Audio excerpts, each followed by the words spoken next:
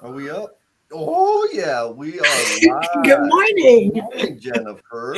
How are you? I am, I'm about as good as I look, and that's pretty damn good. How you like that? Okay, I'm gonna take that. Yeah, how are you this morning? A little bit in mommy mode and trying to. I'm good. I'm here. That's what matters. Mommy mode or taco mode? Not taco mode. I'm good and I'm energized and I'm not overwhelmed to the point where I can't make decisions. So I'm definitely not in taco mode. Not in taco mode. Well, good morning out there, all you amazing people in the Omniverse. Got a little call to action here. Where let us know where you at, and if it's your first time, please drop a blue heart in the comments so we can show Yes. you some love and make sure everybody's connected to you. We got DJ Hootie Hoots in the background. Yep. Says, "What's up, you beautiful people?" Good morning. Oh, Whoop, look at whoop. that. We got Mr. Jim Guntori. Jim, are you listening with your headset on or are you sharing the love?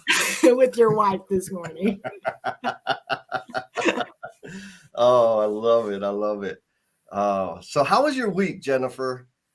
This week was a little different than usual because work was still work, but we had the ice storm from crazy and Alaska? the world shut down in Dallas this week. And so had some kids at home. And so it was navigating a little bit different than usual. So we are back to normal, almost normal. Yeah. Well, my trip to Dallas got trips. I had two Yes. engagements scheduled with some amazing leaders, and we made the responsible decision. Actually, shouldn't say we because I was raring to go. But when they said, maybe not, it's like, okay, you're right. That's the responsible thing to do. Yes. So I was just here masterminding my plan to take over the world. Of course. Mr. Bradley Parnell. Morning, Bradley. How you doing, my man? Coming in from Vegas. We're gonna be in Vegas here I pretty know we soon, are huh? in a little over a month. What are we gonna be? Is it like a party over there? I think it's multiple things. One, we're presenting together like on a national stage, which is awesome because we've not done that. Fishnets. Uh, no fishnets, but we are presenting at the AGC National Convention in Vegas Yeah. the second week, I believe, in March. Yeah, it's gonna be Yes. good. We're gonna be talking about people and processes and all the magic. Yes. I'm gonna do my best to represent the No BS tribe, like for real, for real.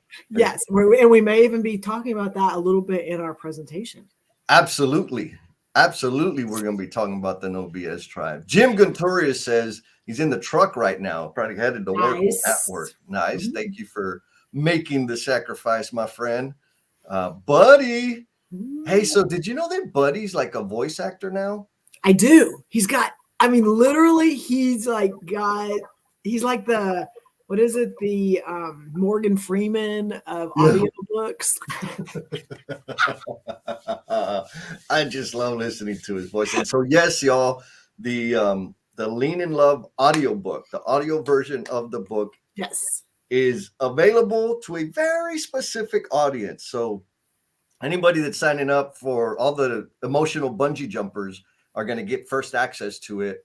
March 18th is when we're going to release it to the general public. So if you want you want dibs on it and like a super awesome experience, building some leadership skills and community, connecting with other industry professionals, hit up the emotional bungee jumpers. And it's And not, and it's like, it's cool because it's the book, but it's like got multiple voices. It's not just one person reading the book. It's like got some Buddy in there and some Adam in there and some Jesse in there and some me in there and all man, together in one package. It's like so cool. I'm gonna tell you what, like Adam totally steals the Oh, show. he does. He does a fun. His reading voice is awesome. Don't tell him I said that because you know how he is. You get a big head. He's there in the background listening to all of this. Miss Amy Campbell, how you doing, Miss Whoop, Amy? whoop. Coming in from Durham, North Carolina. Adam, how far a drive is that? 7-hour drive. That's a joke because Adam and I both have made the mistake of doing something, saying, yeah, let's do that. And then, oh, that's a 4-hour drive. So how are you doing, Miss Amy? And all right, Jen. So today we kind of explained yesterday on the pop-up why you picked this subject. Okay, well, no. So, and not everyone, in fact, there's not many people here that were on the pop-up. So let's like do a little bit of refresh on you and I were talking about the assignments that I gave the tribe 2 weeks ago to go and watch Sing 2, which is an animated movie, because of some of the conversations we were having. I felt there were some parallels. And so I thought it would be a fun. We haven't done a movie in a while, so let's give some homework and then see if our tribe members can see it and take something from it. From that conversation, you responded with, "I couldn't get through the first 10 minutes. Like it was like I had to turn it off." And you were like, "Eh." And so why don't we go from that point to how we got to Show Pipe and Fluff? Yeah. So before I get into the explanation. The homework was to watch the movie Show 2, or what was it? Sing 2. And figure out which character resembled Jen the most. I don't think that was the homework. Tribe out there in the Omniverse, let us know which character resembled Jen the most, and I'll go into the explanation. Of course. Or Jesse. You can just go ahead and put that in there too. Oh, look at that. I think you bribed Adam back there. Thank you, Adam. So yeah, I went to watch the movie. Like I'm cool with kid movies. I don't really watch them. But the first time I sat down to watch it, it was just like I couldn't get past it because it just felt like lipstick. Like it was just too much busyness. Like the characters. I met the characters in one, right? Like, and so they were. Anyways, I'm expecting a story, and it took. Even when I went back and watched the whole damn thing, it took a very long time for them to like get to the story. And when you and I were talking about it, what it reminded, I was like, man, it's like Show Pipe. And you said, Show Pipe? What's Show Pipe? And so Show Pipe, I used to work with Ed Mauricio, who's a pipe fitter back when I was an apprentice. And he would tell me like, Jesse, all you're doing is Show Pipe. Cause I would be like super proud because I'd get up there and rack up all my supply and return piping and the overhead. And like be puffing up my chest. Look at what I did. He's like, "What'd you do?" Well, that's just Show Pipe, man. And so the point, like the idea behind Show Pipe is it's all for show. It's not doing anything. It's not accomplishing anything. It's not contributing. It's not in alignment with the purpose. And so what would be the purpose in running the pipe? Well, connecting to the VAVs, connecting to the air handlers. And so that's the deal, right? And same thing, of course, I adopted that and I weaponized it for the teams and the crews that I worked with after that, because it was the very same thing. We'd set up production goals and it'd be 180 foot per hour or whatever it was. And like, yeah, look at all the pipe. And I was like, yeah, that's Show Pipe. It's not doing any more than it was doing sitting in the Connex or sitting at the supply house. It's just racked in a different thing, like connect it, solder it, screw it together, assemble the pipe, connect the fixtures or the units, and now you're actually accomplishing something. And so for me, the very front end of that movie was just Show Pipe. It's like, come on, bro, like I know the lizard lady, she only has one eye. Come on, like you already used that one. Let's go. And so when you and I were talking about it, then you started talking about Fluff. You didn't call it Fluff. I called it Fluff. You called it Fluff, but yes. But can you describe to our people what you meant when, like, what idea that like shook in your head? Yes. So I had gotten off of a call, and I'm hoping people can relate to this. You're engaging in a conversation with someone, and the first 5 or 10 minutes, they're just going through, here's who I know, here's my credentials, here's my experience, here's what I've got, here's why I bring value, and like nothing contributing to the purpose of why we're talking. It is almost like, let me make sure you know what I'm bringing. And it reminded me of your Show Pipe too, of like, look at what I've done. And then at this point, like we stop and we go, okay, and we've wasted 10 minutes, and now we get to have the conversation as to why we're even here. And so it related to, all the busyness that you were talking about. in conversations with people. And how many times they're going and we're talking and they're all over the place, but it's like, what is the purpose of why we're here? Right. Yeah. No, for me, so that also triggered for me. It's like, okay, what, like you just said a lot of words. What the hell was that supposed, like, what am I supposed to take away from that? And it feels like they're just taking up airspace, right? Or the ones that really, I'm just going to be straight up honest. When I hear this type of interaction, I'm like, ooh, I want to help that person. I want to work with them because they may not be aware, right? Like awareness often is low. So what they'll do is they're listening to the leader, the person with the most influence in the room, and they'll say stuff like, oh, that's a great idea. I like, that is 100%. That's what we need to do. That makes the most sense. You know, that aligns with our strategy. And it's like, just, you could accomplish all of that by nodding your head, right? And saying yes. Like that's it. All that extra stuff is just fluff. And so what is the purpose of it, right? So for you, you know, we talked about it, me, you, and Adam, and it really comes back to me in terms of like, what's the purpose of all the stuff? Are we going to get there or not? I mean, I understand entertainment or making things digestible, but if I ain't got nothing to say, I mean, here's like a real thing, and I've been dinged for it in the past about not speaking up, right? Like, why don't you speak up in meetings? Why don't you speak first? Why don't so first, I don't speak first because I'm listening. I want to understand as many perspectives as I possibly can so that I can contribute appropriately. Second, I am not going to say anything. Well, like straight up, I might say dumb stuff just to be goofy and have fun. And I'm not going to say anything that's already been said. I'm not going to say anything unless it adds value, meaning challenge the idea or like significantly add to the conversation. I'm not going to be a topper. You ever deal with those toppers? Yeah. Yeah, where it's like it's adding one more thing, like it's, oh yeah, but my fish is bigger. And, yes. Oh yeah, I've done that 3 times. Yes. Yeah. So like all of that is like, okay,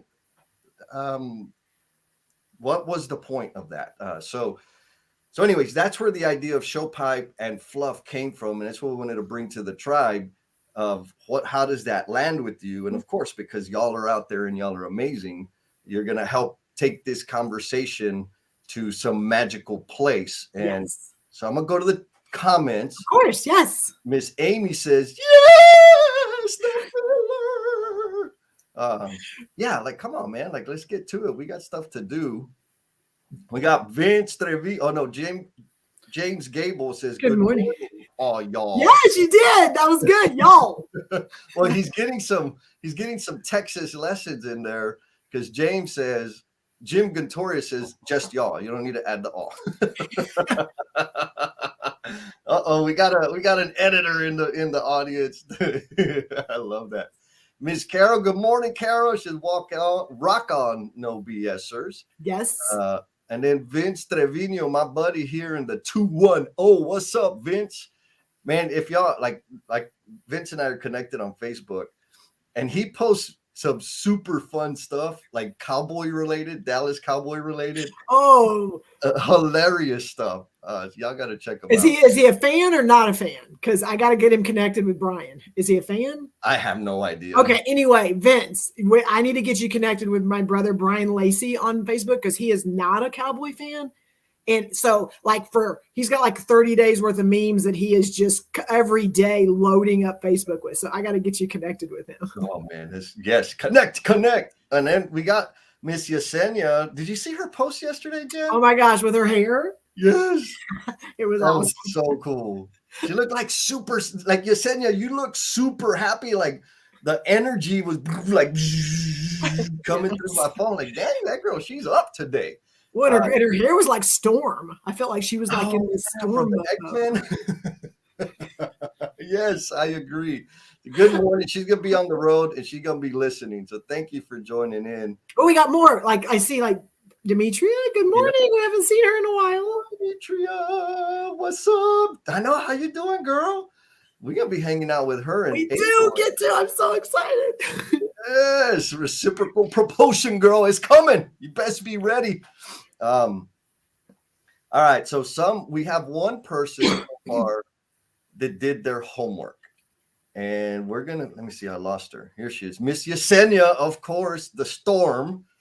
She says, I'm Gunter and you're Portia. We're not Portia. No. Portia's like the diva, right? Portia's the diva that can't act.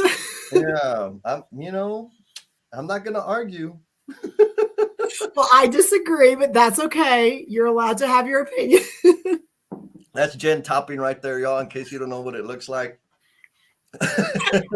and she's saying she's Miss Crawley. Which one? That's the eyeball one. So she's the one out there banging up the Ferrari. I love it. Thank you, Yesenia. So Jen, Alex, my BFF, had made an assessment as to she did which character I was, which yes. I agree with her like 100%. Can you like describe the character and tell us about that? So let me backtrack. So we had this conversation and my brain automatically, Yesenia, I agree, went to Gunther. Like I was like, oh, that's Jesse. Like he's got, he's kind of coming in, he's got the ideas, but he's like all show. And then I was talking to Alex, we were watching it again. And I was like, cause I wanted to review it. And I was talking to Alex and I was like, oh yeah, we're going to talk about it on, on the No BS. She's like, well, I know who Jesse is. And I'm like, okay. She's like, he's Darius. I'm like, who's Darius? I don't even remember Darius. Like, is that a character? Yeah, Mom, it's this one. And I was like, oh my gosh, yes, absolutely. He's Darius. And if you watch the movie, he's the character. He comes in Sing 2. He wasn't in Sing 1. And he's the, we're going to call it a yak. I think we decided, right, Jesse, or something like that. Yeah, we decided on yak. He comes in and he's the one that does the duet with Mimi. I can't remember. The elephant. And he comes in and he's got all my followers. He's got the light shining down from heaven. And it's just like his hair is flowing and all that. And oh my God, she was absolutely right. I completely forgot about that character. Oh, when I was watching it, when that fool came out, I was like, oh, I love that guy. Oh, there we go. Adam, come on, listen, where we go? Bring it back. There we go. Nana Noodleman. Which one's that? Is that that's the one almost the matriarch. The matriarch of everything. But she was nice. How are you calling her? I don't know. I think you got it. But you know what? Adam did his homework. He did. That's the takeaway, y'all. Yes. Adam did his homework. And I'm Todrick Hall. Which one? Sorry. Maria just she corrected me. Mina was the elephant. Yes. Thank you, Maria. Mina. Okay. Yes. Which one was Todrick Hall? I don't know. Todrick. Well, we'll find out. Somebody will explain it, I'm sure. I'll take it. I'm happy. As long as, I'm up there on the screen getting attention, I'm all right with it. Okay, Jesse, who did you think you agreed with Darius? Oh, yeah, totally. Like, okay. Like the piggy guy, like I get it, like him flashy and always just kind of random. But I'm like, the Darius is more, I think, more consistent with the energy that I put out. I agree. And honestly, like I wasn't thinking about anybody else when I watched the movie. So of Darius, right? After this morning, I'm thinking like, I think I was supposed to figure out who Adam was and who Jen or whatever. I don't even remember because I was thinking about me the whole time. So let's see what we got. The tribe. Okay. Carol says you got to get to it. That's the no BS part, right? Yes. Most meetings I must attend are chock full of that. Lots of talk. It's a cover up for insecurity. Ooh, nice. What do you think about that, Jennifer? Oh, absolutely. And you and we've talked about this, and I think that's why the conversation came up is how much there's an article out there, and I'll probably post it this week just to follow up. But it's called The Silent Leader, and it's really focused on those people in meetings that are not the ones with the loudest voice, and they're not the ones that say the most, and just how many people, like, they get almost discounted because they're quiet and they don't interject and they don't do all these things. But the article is amazing because it's like, when you read it, you're like, that just because people aren't talking doesn't mean that they're not leading. Yes. And so it's yes, I agree 100% with Carol. Is sometimes those people that are trying to fill that space is a little bit of pomp and circumstance. I feel like sometimes it's the smoke and mirrors. Like, let me just say enough to where they're all kind of confused, and then I can, like, do what I need to do. But I also think some of it is that they are trying to validate. They're trying to make sure that people in the room they give them credibility, but they're not saying anything. But it's like, I know this person, and I've done this, and I've been with, and that's part of the introductions and things like that. Like, sometimes people been with this, and I've done this, and whatever. And then it's like they've created credibility. And my struggle with that is usually the people in the room either already know them or all the things they're saying are not relevant to the reason and the purpose of the meeting. Yeah. So. I think for me, like, there's a lot of possibilities as to why people show up that way. Mm-hmm. One, there's a deficit, right? Like, there's a blindness to, or maybe over focus on their insecurities and trying to show out. It reminds me, I used to play softball a lot, and we'd go every Sunday, right? Softball tournaments. You'd show up, and I was on a team, and anybody else would pick you up. People needed players, and play all day long. And it didn't matter where I was playing, any part of town, or big giant tournaments that we would travel to play in. And there was always a few dudes that would show up, and they had like the eye rub, and they had the the rags and towels, and like all the gear, the bat bag back with the $300, $400 bats. And let me tell you, they had zero game almost all the time. And so they had all this gear that kind of made it look like they could play. And then you put them in the field, and they just couldn't. So that's one reality, but that's not the truth for everybody. I think, I was talking to Chris and Matt yesterday, Chris Gutkus, and he talked about like this awareness thing, and this tied directly to what you were saying, where the leader speaks first. And I think there is actual training, like leadership development, executive coaching, that says, be the authority in the room, hold the space, fill the air, like, it says to do that. And that's okay. Like, that's not my style. It's okay. But here's the problem. If you're looking for feedback, if you're looking for inclusivity and depth of conversation with everybody in the room, and I'm the person with the most responsibility, the most influence, like hiring, firing capability, and I speak first, Simon Sinek has like a little video about it. I've already signaled, and it may not have been my intent, but I have already signaled to everybody my stance. And so what happens is the rest of the folks in the room are like, okay, well, meeting over. Like, if I have a dissenting opinion or thought, I'm at risk now. So unless I'm like super courageous, like Jennifer Lacy being the Portia and having no fear to jump right off the bat, it is less likely for me to contribute to the conversation. Right. And Chris, he was talking about a specific situation where, like, he's the big dog in his business, straight, like he's the guy. And often he'll run into people and ask them to do something, ask them to work on something. And what do? They drop everything they're doing to do that thing. Because why? Because freaking Chris asked. But he's not wielding that power and authority in that manner. He thinks like, hey, could you do this? Like, fit it into your schedule. That's not what people interpret. People interpret, the boss said, do this damn thing, so I'm gonna go do this thing. And so there's value, right? So in building our self-awareness, in terms of understanding that our words, our voice, our message is amplified by our position, right? Our title and our role impact all. Like, I'm a big dummy.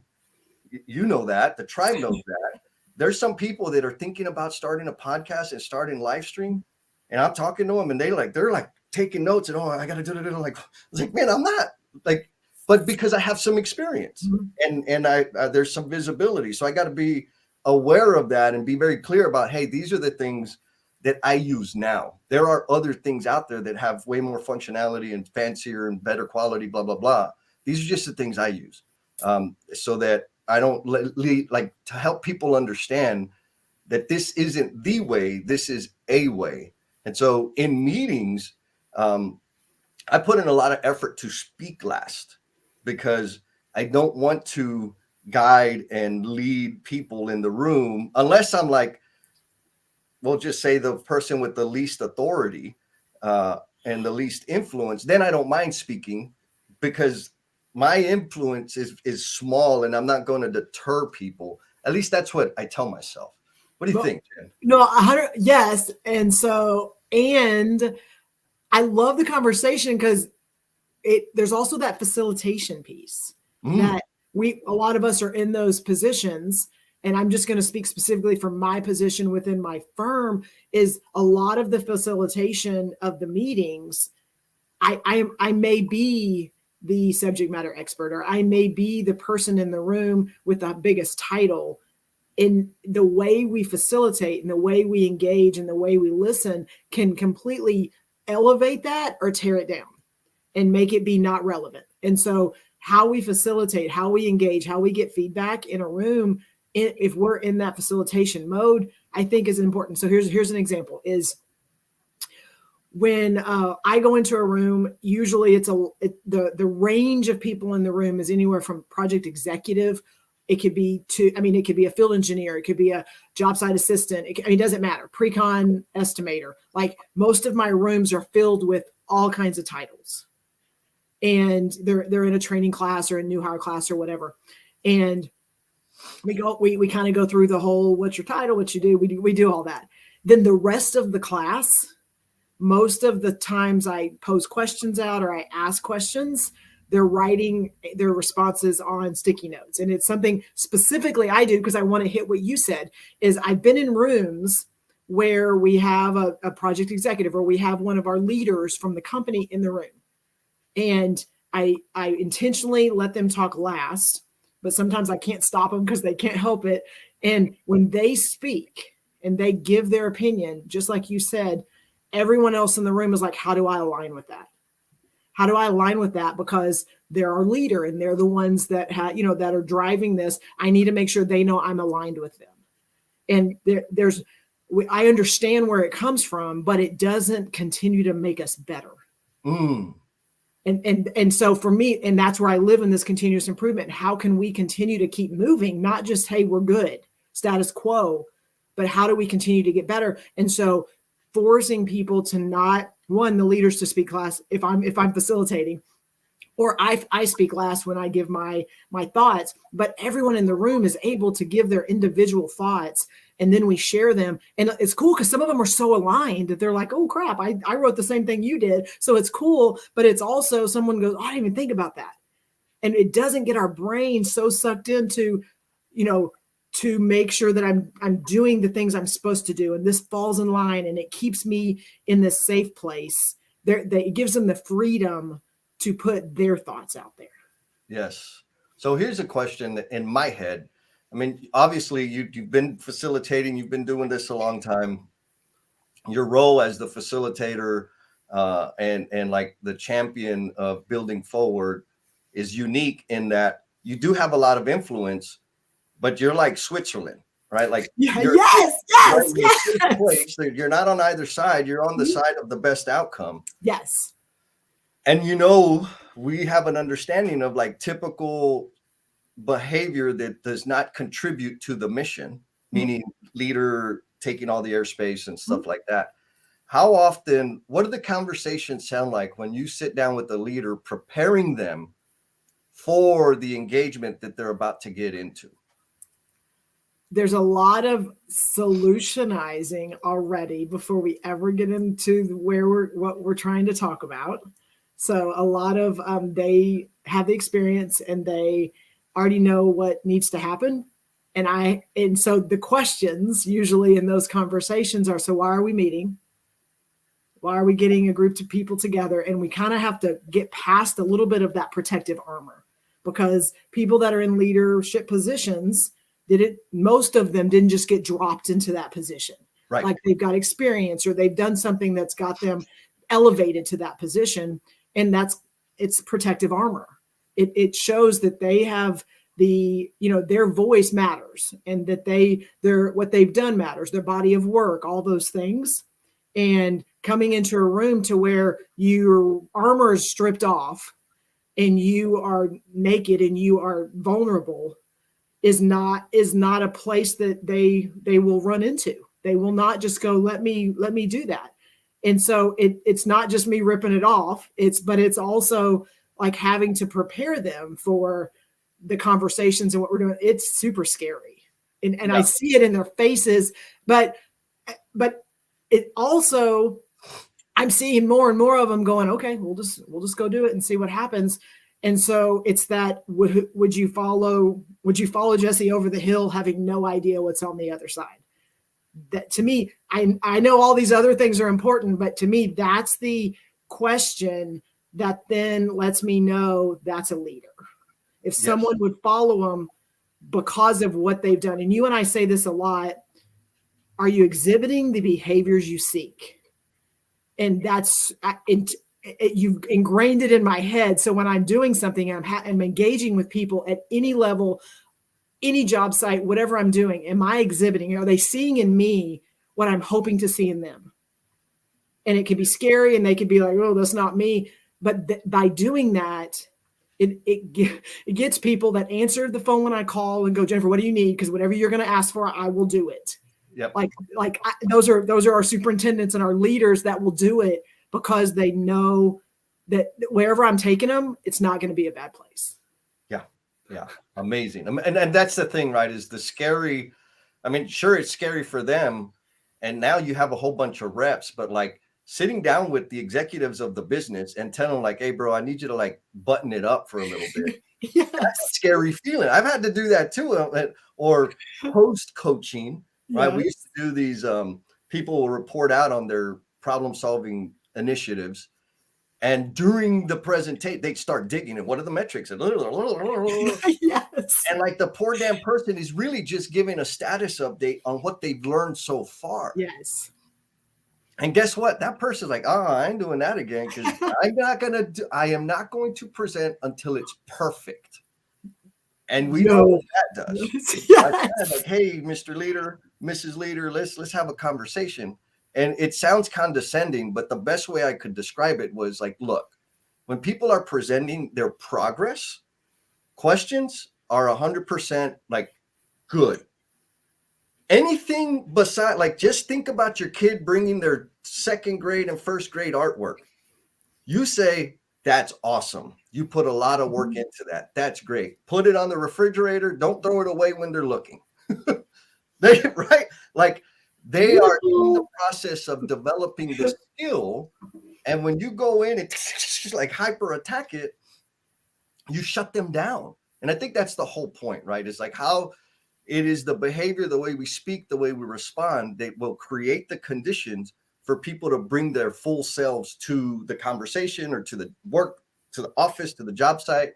And another like absolute killer of that, you said it, and Jake Harrell says solutionizing. Like that solutionizing behavior, it's a solution shank, right? Like we're attacking, maybe not on purpose, but it's the nail in the forehead video, right? It's let me understand the situation. Let me understand. Do you want advice? Do you need support? Are you just venting before I start solving all the dumb problems for you? And, you know, where it comes with this, I think that solutionizing behavior is ingrained in us, especially as we've progressed traditionally, because the leader is supposed to know all the answers, right? The leader is supposed to know and make the decisions and make all the right calls and blah, blah, blah. So to break that habit is very difficult. And if you want help breaking that habit, hit up emotional bungee jumping. Yes. We are specifically targeting that behavior and building the skill to learn how to listen and learn how to ask interested questions without giving the answer, without solving the problem in the moment. Super uncomfortable, but super awesome. We had a good time on the last call, and got one coming up here in a few weeks.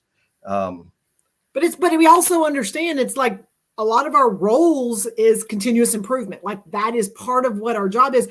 And we've got to be able to separate that from being in a continuous improvement space or having a CI title doesn't mean that you have to be the one with all the answers. And like they're like, what are you talking about? Being in that role is also about engagement and about having those interactions and about pulling information and ideas and brainstorming. And then together, okay, what about this? Like being able to be in that space is a give and take. It's not I have a CI role because I am the one that's going to continue making us better. Like it's hard to separate those sometimes.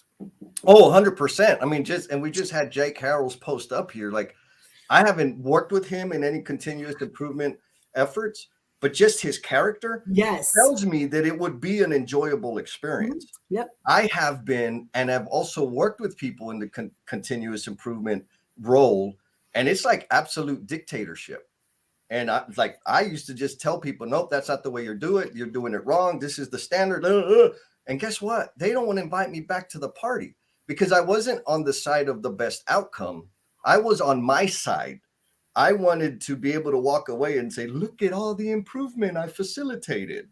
And so like the detachment of ego was a big thing for me. And so James Gable, of course, he really appreciates deep wisdom. And he says, you're on the side of the best outcome. That's a keeper. A lot of conflict and great ideas are lost in defense of an emotionally attached idea. My new mantra is prove me wrong. When you do, I become more right in the process. Whoa, right? That's taking some armor off right there. Yeah, but that's it, right? Like, it's difficult, but don't marry yourself to the idea yet. I mean, you've talked about this, Jen, on your morning walks, right? The behavior that's shifted from before you had to like archive and capture everything. Can you describe that for all people out there? Yes. So I am one that idea hits. Let me write it down. Something's, you and I are talking, and Jesse, sometimes I know it drives you crazy. I'm like, I'm writing down as we go because I don't want to lose it. And it's not that that's the answer. It's that'll then later on spark an idea. And so when I started doing walks, walking intentionally just to kind of get away and get in the right headspace, I didn't bring anything to capture ideas. And what I realized is sometimes I'm, halfway through my walk and I'm having this like brainstorm and going on in my head, but because all I could do was keep walking. And then the thoughts just kept like growing and growing. And then 30 minutes later, it's now in a way different place, but also like way more. I mean, like it grew and it became something that I never would have allowed it to do if I just wrote it down as soon as the thought came into my head. And like, I don't even know how else to describe it other than, I mean, there's one of them was I went on this walk and came back and with Jesse, I have the whole outline for our second book. And it was like, I don't even know how that happened, but that was not the intention to go on the walk. And it was just because my brain just was allowed to continue to grow. And it's very similar to what we're talking about. When an idea gets out there and we allow it to continue to ruminate and grow and bounce it off. And no, I don't like that, but I like this. But what about this? It now becomes something that didn't exist. Yes. Like there's all kinds of content out there about like having free space. Mm-hmm. And when we're not like hyper focused on the thing and doing something entirely different, there's like a state of flow where the answer like reveals itself. Mm-hmm. The solution will come up over time as long as we let it. Miss Sarah. Good morning. Good morning, Sarah. How are you? She says, this is also why I don't immediately answer employee emails or instant messages. She finds it, if she lets it dwell a little bit, they come back and say they figured it out or I figured it out, right? Like, so give it time to like breathe. And I love that. I love that because that is it. If anyone's ever emailed me while I'm out, like on vacation or out of the office, my out of office hits this. It says, I am away with my family, not da da da. If your request has not been solved or you haven't figured it out by this date, when I return, I'm happy to have a follow-up. There's not very many follow-ups I get. It's like an instant email to me, but when I'm not available, it just puts them in a different place where they're trying to figure it out versus just pushing the Jennifer button. So yes, I love that. Yeah, because then, I mean, that's a whole other thing, like leadership problem. If you are always at their beck and call, like, I don't mean, I'm trying to make this sound as positive as possible, but when I always respond and solutionize and I create dependency. Yep. And even worse, I handicap Mhm. the people, right? By always being like, nobody can make a decision. I'm mother hen all the time. Like, they're stuck. And then I'm frustrated and I'm overloaded because I can't get my work done because I'm over here dealing with all of their stuff, right? I won't have time to be eating my pancakes like Miss Sarah. So Sarah's like multitasking, eating pancakes, dropping wisdom in the chat. Thank you, Miss Sarah. Here's some other people we got to show. There's a ton of other. Yes, go, Bruce. Good What's morning, up, Bruce? How you doing, my man? All right, sorry, I cut you off. Come on. No. I want to add that sometimes that the need to be valuable, the need to be needed, gets us in a place where we enable or we create that dependency because then we're needed in that space. And I challenge everyone here and anyone that listens that, but it also limits where we can impact. Because if it's normal, those repetitions, and it's the same thing over and over, and I can be there and I can be in the room and I can facilitate and I can help and all this stuff. But if I'm not growing people to be able to facilitate themselves, then I'm staying in this space facilitating. Yes. But if I am helping them get super uncomfortable and get up and stand and be able to do some things, Maria Martin is an example, and I know she's out there listening.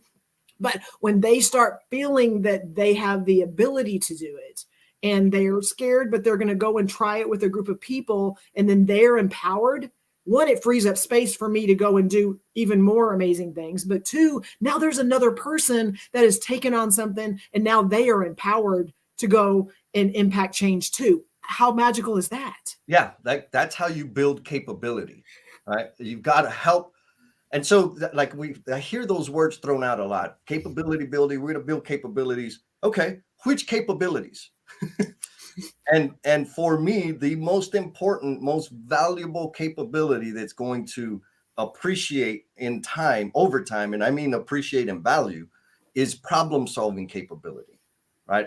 When I'm focused on developing the problem-solving capabilities within individuals, it's an amazing outcome for everybody involved. Like, I don't need to be building compliance capabilities, right? But that's easy, and all that does is create policies for that. Right? we got checklists for that. Yes. I need to be building problem-solving capabilities because that's exponentially expansive. Yes. And so back to what we said earlier. Are you exhibiting the behaviors you seek? Yes. Right? Are you doing that? Are you walking the walk? Are you like every interaction, every time you think people ain't looking, you got to do that stuff because people are watching. And it empowers them. Even if in that moment, they're just like, I could never do, as what Yesenia said, I could never just jump and not be worried about what happens. But I would beg to differ that the more that people are in that space where you're doing things they're scared of, they feel empowered and they feel like I got a little bit more, I got support and I've got people that can help me. And it's not as scary as it was before I saw that. Yeah. For me, my observation, my experience with that whole thing is, I do a lot of crazy stuff. Mm-hmm. right? And I just like, let's do that. I know. Like, what just happened? Right. And that's my nature. I get it close enough to what I think I want it to be, and then I put the damn thing out there, and then I learn.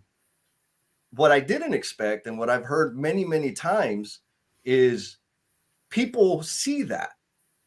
And like the fear of not being perfect and having, grammar wrong in my post and a video that's like super choppy or whatever.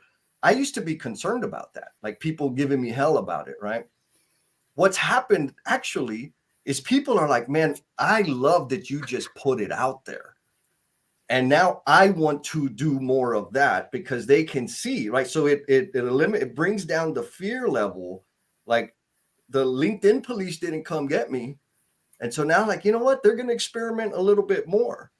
And as they experiment, in my head, that all translates to becoming the promise they're intended to be, right? Mm-hmm. Releasing those self-imposed or suppressed instincts to serve. Like they want to serve, they want to share, they want to put themselves out there. I think that's all our purpose is to share the gifts and talents that we've been blessed with. But we suppress that for fear of judgment, for fear of looking unprofessional, for all kinds of weird stuff. And I really, maybe it's just what I tell myself, the way I show up and do things, there is purpose behind that. And it's so that other people get to, hey, look at that goofball. I could do that too, right? It's not that hard. Bradley, because he's been watching, Bradley says detachment of ego, recognizing that all those folks in the room are experts and leaders in their own realms, puts the onus on the main leader to utilize their skills to establish a best answer. It may not be existentially the end all correct answer, but it puts the whole team in a better position for success.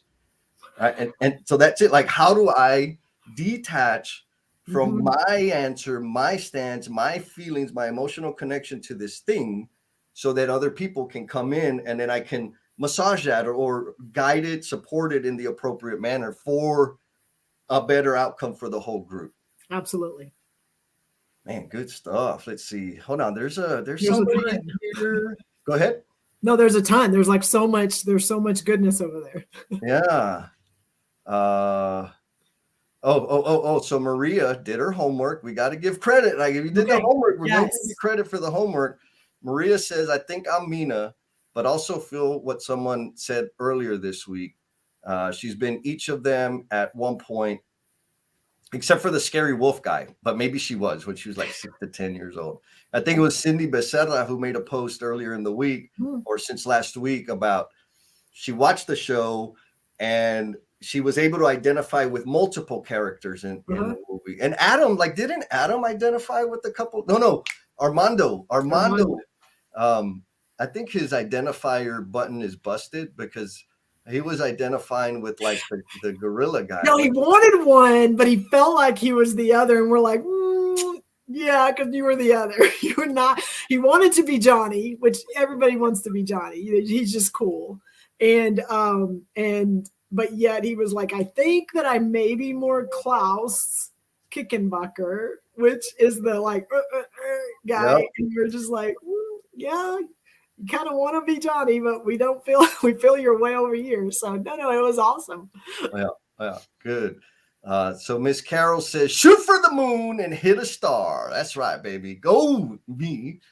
I don't know how it's like these posts that have my name on them. They always make it to the screen. The funny part is that on this show, you are getting a lot of shout outs, which is awesome because you say a lot of amazing things. Yet on a lot of the previous shows, I don't feel you call attention when they call my name out. Well, like Adam's driving. I'm just picking what Adam picked stars, right? It's not about us, Jen. It's about Sarah. Of course it's not. But we are building a community. Okay, keep that up there. We are building a community of people that have watched and that have shared and that are in a space that they're getting more comfortable sharing and doing things for the first time and doing things that tear down some of that protection. And I am so proud of it. It makes my heart so happy to see people out there being willing to jump like Portia, being willing to jump, knowing that they have this group of people around them that are there that will support them and be there no matter what. And it just makes me happy. Yes, yes. That's the purpose, right? Mhm. Sarah says I'm constantly focusing on stretch goals with employees and how I can enable them to get them comfortable with this new responsibility or task. Right? I mean, that's the deal. You give them a challenge. I mean, I stole this from, oh, I just forgot her name. She wrote the book, Learning to Lead, Leading to Learn. And like Yes. there are three Yeah. characteristics. Katie. Huh? Katie. Katie. Yes, Katie. Challenge, three character or responsibilities of a leader or qualities of a leader. Challenge, nurture, and build my own capabilities. Right? I got to set the challenge, which Sarah was talking about, stretch goals. I've got to nurture, not like coddle, nurture by providing the support and resources to meet the challenge. And I've also got to be expanding my capabilities. Yes. Those three things, that is the core of what I have decided are a leader, right? That's my version definition of leadership behavior. And it takes work. Like James is talking about, teaching problem solving is a key skill to train on. It works to eliminate the fire drills and firefighter mentality. And they come with solutions and not dumpster fires, right? So I don't know. That's pretty straightforward to me, Jen. What do you think? Well, no, yes. And there's an example, a story that I want to talk about because I feel a lot of the things we're talking about today, it's so easy to feel like you have to get something figured out and have enough knowledge and understanding of it before you can pass it on to someone else or before you can bring it up. And so I have a story, an example with Maria. And so I went to Congress last year in New Orleans and attended a session with Brian Winningham on liberating structures. And it's something that he does a lot of. He does a lot of facilitation with it, and it's how to engage, how to facilitate. It's a lot of different examples of how to do that. So I got some cards and things, and I took them back, and they were on my desk at work. And so Maria was in town, and she came, and she's like, "What are these?" And I'm like, I kind of gave her a high level overview of it. I've not dug into it. I don't know enough about it to where I feel comfortable to lead it or to facilitate a training class on it. But we started having this conversation about the cards and all the different examples of ways you can facilitate and get engagement. She's like, "Well, can I have one?" I'm like, "Yeah, take one." She's gone back now with a group that she has that she meets with, and they pulled out some cards and did some conversations. And then she gave me feedback on how they went and what they're going to do next. And they identified, I still am not in any better place knowing and understanding when it comes to liberating structures. She's just gone and done it. That's it. And that's still okay. It doesn't mean I failed because I don't know enough about it, or that she's empowered because of just this idea that she didn't even know about. And now she's got some tools that she can use, and she's making them her own. And here's what worked and here's what didn't work.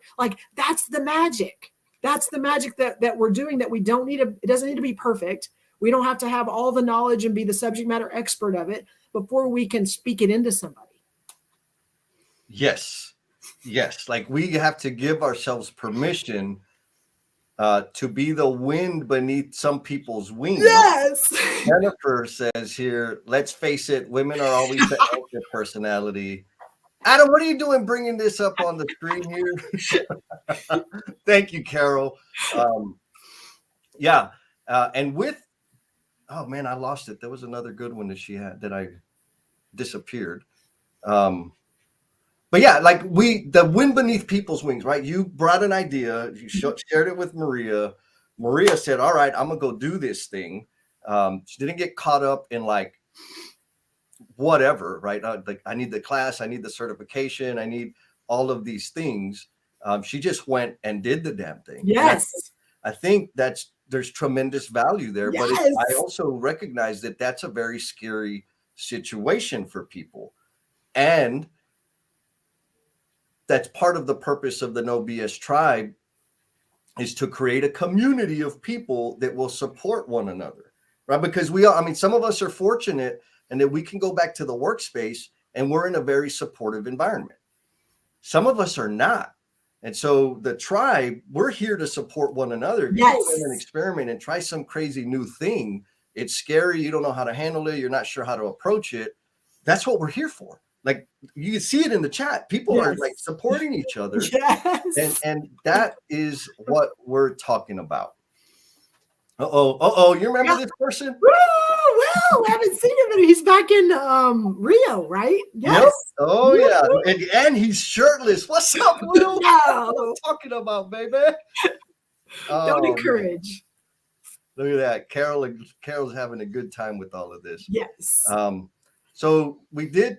Oh, no. So here Carol was saying, I'm publicly admitting that I did not do my homework. Great vehicle for unpacking various personalities. Super creative approach. Got to give Jen though she is the wind beneath the wings with the homework assignment that, I did. I was like, I can't wait to do this homework. This is going to be so awesome. Well, speak to the part that frustrated you, which was the first part. Mm-hmm. I mean, that we own that already. Cindy posted a shot of a scene in the first part with all the people dancing and all the flowers and everyone. It's like, hey, this is like the No BS tribe. So for you, who it got you all there, Cindy was like, this is what I felt when I watched this. So you're not wrong. She's not right. It's like, it's cool because that's the point of these crazy animated homework assignments that we do every so often, is because it gets us in a place that sometimes we don't go very often, watching cartoons. But two, it's going to hit people differently depending on what they do, where they are, all kinds of things. And so she celebrated a piece that frustrated the crap out of you. Yes, totally. Yesenia says, loving the conversation. She agrees with Jesse and Jen and the No BS tribe. Jesse, Jen, and the No BS tribe is both the wind and the net. Fish nets makes her feel safe and gives me the courage to jump more freely. Oh, if y'all didn't know, Yesenia is an emotional bungee jumper. Yes, still emotional bungee jumper, and we'll see that we got a new challenge coming out on that private community to figure out who's going to be picking the jumpers for the next round. So back to personalities, right? Mm-hmm. Matt Graves, if you're not following Matt and you're not checking out his Construction Curiosities newsletter, you got to hit him up. Newsletter's super awesome, right? He's got text, he's got a meme, he's got a trivia question, link to a video. So whatever form of consuming content that best suits you, he's got them all in there. So check it out, sign up. Like him, follow him, everything. Yep. Yes. And he talks about the toppers, right? The personalities, the toppers who simply reiterate what has already been said without an original thought are the worst, right? It's difficult. And, I want to be clear that yes, I don't appreciate that behavior, but I'm not just going to critique them and pick on them. Right. I will approach that individual after the meeting and try to understand, hey, so-and-so said XYZ, and you said the same thing in different words 4 times. I need to, one, I don't think it added any value. 2, I need to understand where that's coming from. Right. And most of the time, I say 80% of the time, people aren't aware of it. They're like, do I do that? I'm like, yeah, bro, all the time. Somebody will be talking about their vacation. I went on vacation. Oh, I've been there. Did you go to? I was like, man, shut up and let them have the stage. But I think sometimes people want to be a part, just feel a part. They're trying to connect in some way. But what they end up doing is stealing the thunder, stealing the show from the person that brought the thing to the table. And then in other cases, James agrees with Matt about being asked why he didn't comment. And it's, because the damn thing has been said 3 times. Let the thing die. Let's move on. And so the point and what I'm saying is, have the conversation. I mean, it's easy. Yes, I see the problem, right? So if I see a fire, we're all in a room and there's a fire in the corner and I scream and, oh, there's a fire. Am I really helping? Maybe a little bit. But how about let's get everybody out of the room. Somebody call 911, somebody pull the fire alarm, now I'm doing something instead of just pointing at the problem. So there's some action required. And Yes. I think that's the challenge, right? So Jesse, can you and I talk about this a lot, and we've done it outside of this space, like right here. Can you talk through the yes and exercise? Because I feel like that hits this specifically in a meeting setting. Yes. And so I learned this exercise. I kind of ripped and deployed it from an improv class that I had taken. And so we were kind of training up for this big thing that we were doing. And the exercise is this. And I recommend you do it or actually maybe we need to figure out how to do that as a group. Yes. So here's the exercise. You get a group of people and you're planning a party. And you say, like, the instructions are this: Jen, I'm planning a party. You need to tell us what you're bringing to the party. The person next to you is going to say, these are the rules. The next person is going to say no. And then they say what they're going to bring to the party. And then the person after that listens and says no, and so forth, right? And so the question then is, like, how do you feel when you bring an idea and somebody says no? Well, that doesn't feel good. Okay. Are you likely to even contribute to the conversation the next time? No. Right? So you're not creating the conditions that you want. Okay. The next round is your same rules, except instead of saying no, you say yes, but. Right. Well, let me stick on the no part. So if I'm sharing like a highlight or celebration or contributing, and then somebody comes in and tops me, that's a no. That feels like, oh, you don't want to hear my stuff. You just want to talk about your stuff. I'm out. I'm done. Right. Mm-hmm. The yes, but is, hey, Jen, I'm going to be bringing Skittles to the party.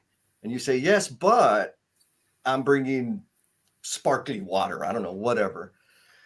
Go through that cycle. Yes, but is really a chicken shit way, or maybe a polite way of saying no. Right? Like, yes, but. And now I will say, like, I don't think everybody does that, says yes, but with the intent of being covert in saying no. I think it's just a habit, a word that we use, but the effect is still there. Yeah, the it's yes, still a no. But it's still a no. It's still a no. It's still a no. Like, just so let's just get clear. If you mean to say no, say no. Mm-hmm.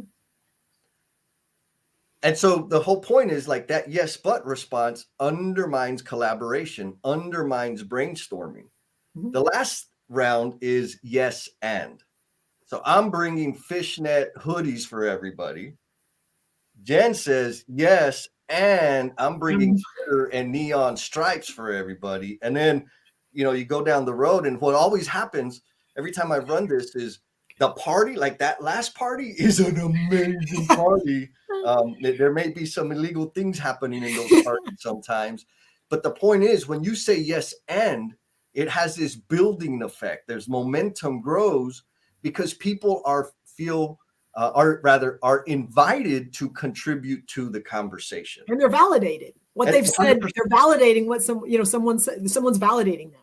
Yes, and so maybe that's an exercise for the group to go back and practice, or maybe pay attention to. When you're listening to people, when you're interacting with people, are you interacting with a no mentality or a yes but mentality? Or maybe a foundational step is work on replacing the word but with and. See how that feels, because it's not easy. It's a challenge. See how that feels, because then it'll build your awareness of how often you're butting people. Well, and this conversation is so important in general, but to me, in that we acknowledge and put this out there for people that have never understood it. It's part of my big room rules, whether it's a virtual meeting or it's an in-person meeting. When we go around and kind of the big room rules, no hierarchy, yes, and is one of the rules. And we walk through this exercise at the beginning so that they start thinking, in a different way. And it's amazing in the meeting. Sometimes it's like half-day sessions. someone will go yes and it's like they're accentuating it because they're consciously making a different response, and they want the room to know. It becomes kind of a funny joke. They laugh, but it helps keep the conversation growing and getting bigger because they're intentionally thinking about it. When they leave that meeting, they're gonna be thinking about those connections that happened in that room when they go into a different meeting. Yes. Bradley says validating plus adding to the intent of the original issue, building a solution greater than anticipated. And that is the bottom line. That is the purpose. If your intent is to build this inclusive, forward thinking, we'll even say innovative conditions, you do this. If you want to stay where you're at, say no. Do what Maria heard. Never going to happen. Right? Now you might be an OG, like Maria was saying, I'm not the wolf, girl. This is evidence that you are the wolf. It didn't even faze me. Whatever, I'm gonna do what I want to do. I'm just picking on you, girl. And then Carol brings another freaking awesome point, right? Why can't we be courageous and just say, I don't agree with your idea because of XYZ, right? And that's the point. If you're gonna say no, be clear about your no. And be clear, like, I'm not on board with the idea yet. These are the things that I'm struggling with. Like you, me, and Adam have these conversations a couple times a week of like, I'm not seeing it. Like, help me because I don't agree. Sometimes we align. Sometimes we say, okay, we're not on the same page on this one. And that's okay. But it's she says, a serious yet non-critical voice denotes a constructive conversation. Does that work? 100%, right? Like, be clear, because you know what we do as human beings? When people aren't clear, we fill it in with all the clear space. We fill it in with our insecurities and assumptions and make it more evil and sinister than it actually is. Like, well, she didn't say yes. She said yes, but so, man, is she mad at me, or what does she mean by that? And like, you already know this, Jen. We've talked about this before. Like, I'm not going to try to figure it out. No, and you're so good at that it's making me do better at even explaining things. Like, I'll get done, and you're like, I don't even know where you're coming from, and I'm like, crap. Like, in my mind, I conveyed something that you got nothing, and so it's like that's not on you. That's you being courageous and going, you're gonna have to do better. And literally that's how I take it. But it also is making me have to stop and think about how I'm communicating to you or to anyone else. Like, am I being clear? And it not just being a lot of this fluff that I'm just feeling it because it's coming out of my head, and it's not there. There's nothing clear that you can take, because we do that all the time. Yep. Oh yeah. Oh man. So we still got some time. We got 8 minutes. This is helping. So I'm glad you asked the question. I'm so thankful for you being the wind beneath my wings. So Carol says, love it though. Yes. And thank you for this super helpful suggestion.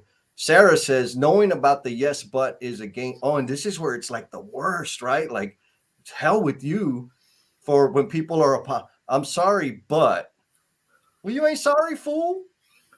Or, to be honest, when you start any conversation with "to be honest," like, anything that follows that, in my mind, it's like, so you weren't honest the last conversation. You're not usually honest in how you give feedback. Like, that doesn't negate anything. It doesn't negate any words coming after that. To be honest, like, right. Say what you have to say. Yes. You have all these weird, and again, I don't think I know. Well, let me just forget like the ambiguous stuff. Mm-hmm. There are times when I use this kind of language, and it's not an accident. No, it's intentional. I'm using it on purpose. Sometimes before I was aware of it, like the yes, but, and to be honest, and all due respect, and all that fluff garbage, I wasn't aware that I did that.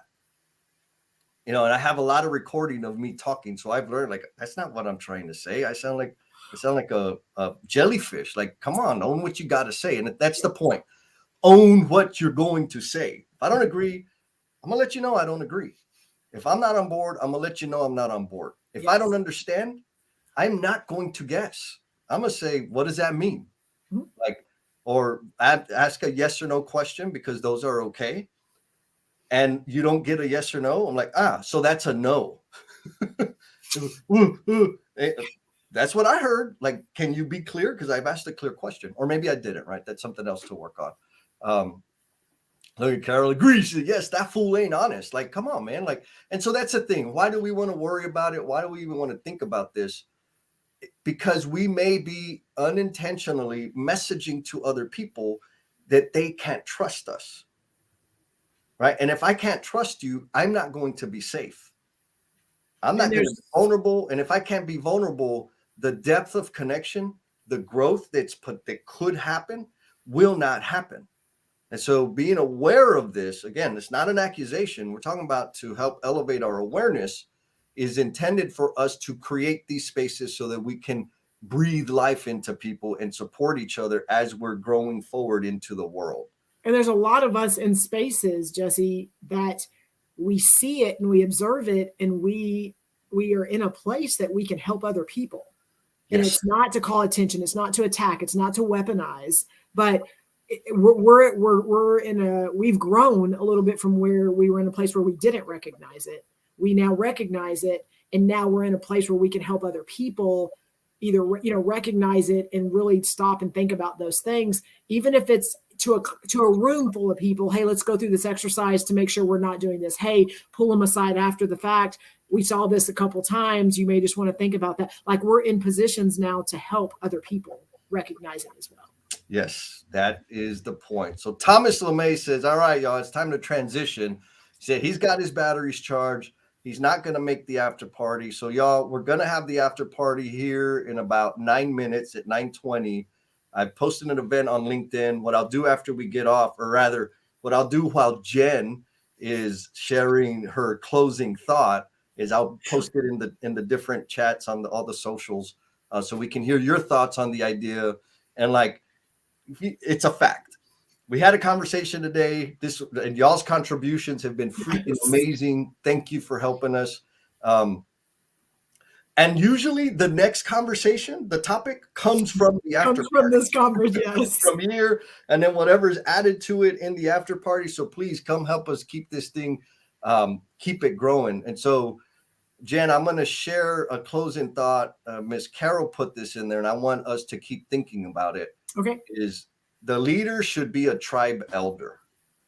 Life experience equals wisdom, not always commensurate with age, but often is. And so when I think of a tribe elder, I think of somebody that sits quietly, is caring, is nurturing, is receptive. And when they speak softly, but they have a commanding presence. So that's something I want all of us to think about. And as I'm posting links, Jen, you have a closing thought for us? I do. So I like the leader. Doesn't have to be the loudest voice, but there's respect and trust there. And so we've hit on some of those things before. So I love that, Carol. And then we hit on this earlier in the show, and it keeps popping in my head. So I've got to hit it. So when we talk about those, we see something and we want to respond to it. I got to go back to, my girls, and we're used to in our workspace to identify issues, to see problems, to bring solutions. And that's how we show up. And that's okay, because that's what we're supposed to do. I just challenge you, because I've been caught on this multiple times at home, is that's not always the best approach when you're in a place to respond to something your kids have done, whether it's they're celebrating something or they're trying something for the first time. And I have failed at this multiple times on, Mom, look at this. That's great, but you could have done this. Or hey, if you just add this one thing here, it'll make it better. And I do it not to negate or take away from what they're doing. That's how I'm programmed. And I've had to reprogram my brain to either not respond and let them share, and then just tell them how amazing it is. And like Yes. it's so hard, and it's not that I don't want to help them grow. It's just that's not the space to do it, to help build their, what's inside of them, and to help them feel validated. Yes. That's my summary for today. That's the closing thought. Yeah, thank you for that, Jen. I think bottom line, when we're aware of how impactful, how enormous we are as human beings, we can serve to a greater degree.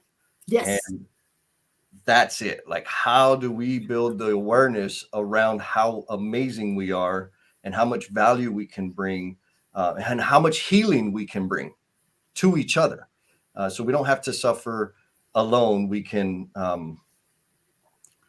grow together. Yes. So I'm posting a little link, and I got to figure out how to get it out there. There's a workshop today at noon. It's a 2-hour workshop on, can't remember what they called it, like anxiety. It's like art, stress relief, mental wellness. I got it from my therapist. Thank you, Ms. Danielle. And I'm going to check it out. So I'm not sure what to expect, but I know that oftentimes we're dealing with a lot of pressure, and finding resources to deal with that are few and far between, or maybe we just don't even know how to look, because it took me a long time to figure out where to find this therapist at, right? And so maybe this will help lay the path for some folks. And I know you put it in the chat, so those of you that are there can click on that. Is if they're, in case they get out of this live stream and then they're trying to get to the after party, I just want to make sure we've given directions, because I know some people are new and have not jumped on there before. Is it so they just have to find it in the chat? I don't understand. How do they access after party after the live stream's closed? The after party has been posted in the chat, and it's been posted in the link, no BS. That's the answer. Page. Okay. Yeah. And it's on my whatchamacallit, on my personal profile. It's everywhere. Okay. That's awesome. Good. Yep. All right. Thank you all. Love you very much. Ooh.